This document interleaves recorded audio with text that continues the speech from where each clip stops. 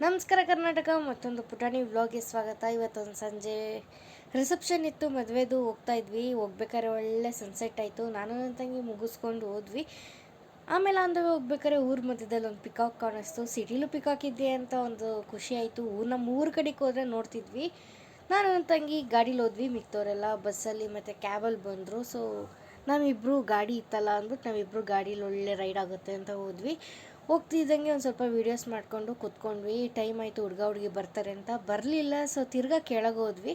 ಕೆಳಗೋಗಿ ಸ್ವಲ್ಪ photo session ಮುಗಿಸ್ಕೊಂಡು ನನ್ನ ತಂಗಿಗೆ ಸ್ವಲ್ಪ ವೀಡಿಯೋಸ್ ಎಲ್ಲ ಮಾಡಿಕೊಟ್ಟೆ.